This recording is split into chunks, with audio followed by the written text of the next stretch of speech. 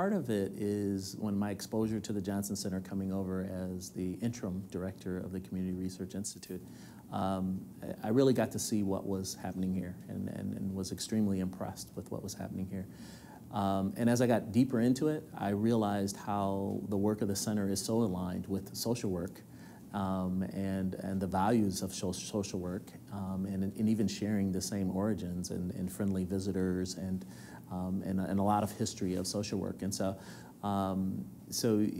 it seemed like a really natural fit.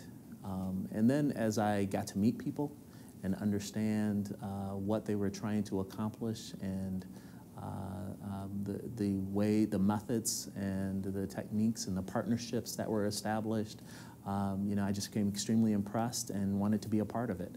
I had always leaned towards teaching macro practice social work, social policy, advocacy, those kinds of courses. And so philanthropy and the Johnson Center fit. It was a nice fit for me, a very nice fit. So, I have two parents that are educators. They actually didn't have degrees when I was younger, but they actually worked, and through the generosity of employers and scholarships were able to get their education as we were growing up. So I spent most of my time growing up with my brothers and my sister, and my parents were off in class. But I saw what they were doing and valued education, and they instilled the value of education in us. I got to see what philanthropy was doing for them in terms of scholarships and fellowships and allowing them to advance. They both became very good teachers in public school systems, and my dad was a principal as well for a period of time.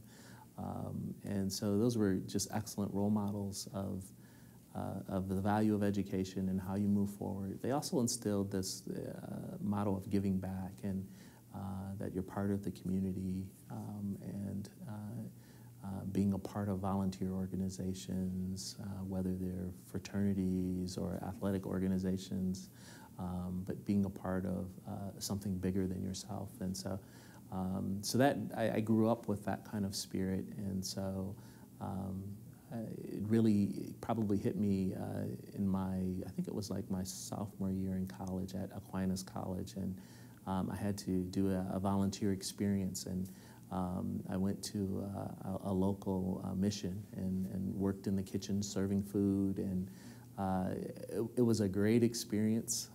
I was a little intimidated at first and got there, and then I got comfortable, and so after my internship was done, I actually came back another week.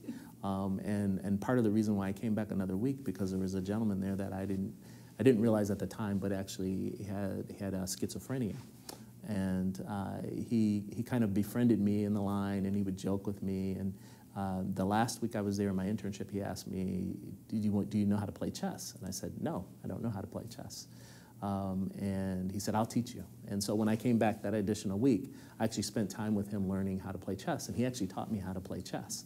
And it was just the most amazing experience that he was not real focused on most of the time, but whenever it came back to the chessboard and our next move, or he had to show me a move, it was a clear statement of what I needed to do, and he would show me, well, if you do this, then I'll do this, and so you need to learn not to do this. And he was teaching me all these different moves in chess, and I actually became a pretty good chess player because I learned there. So my senior year in college, I started working part-time at Bethany Christian Services and working with youth that had been abused and neglected, and then sexual offenders, teen sexual offenders, and that was a wonderful experience. And again, it gave me that servant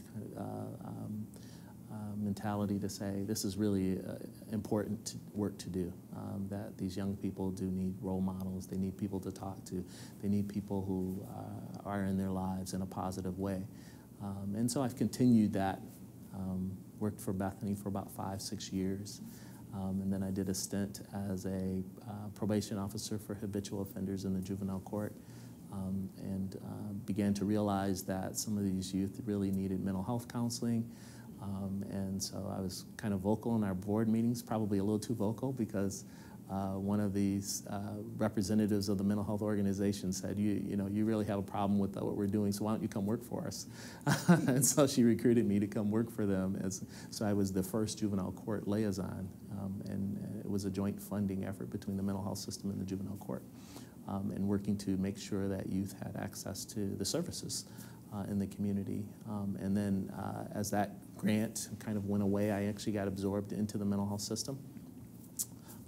Worked as a contract manager, did an internship as a mental health clinician, and then actually liked some of the direct work I was doing at that time, and was promoted, and then eventually became the program director of the Access Center for the county for mental health and substance use services. I guess as I look back, I'm probably a little bit of a complainer, because I complained about the students we had as I was the director of the Access Center, and I kept complaining to some of my friends who were faculty here at Grand Valley State University, and eventually they called me and they said, well, why don't you come teach? So you can help do something about these students that you say aren't getting the kind of preparation that they need. So one day they called me and a position was open to be the director of field education here at the university, and I took that job with the understanding that I would finish my doctorate at Michigan State University, and so I did that, and for about 6 years, and then I was recruited by someone to come over to the Johnson Center as the interim research director. So.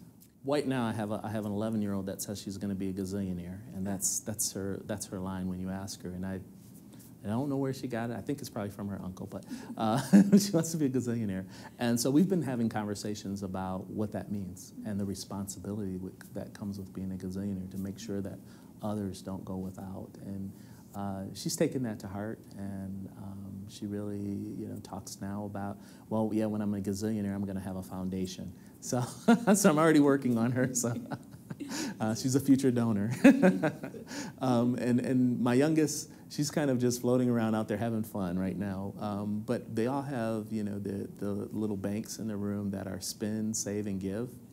And we pretty sticklers about when they get money, that something goes in each of those pots, and that we figure out what to do to get with the give at some point. So they're getting the philanthropic spirit and the spirit of generosity.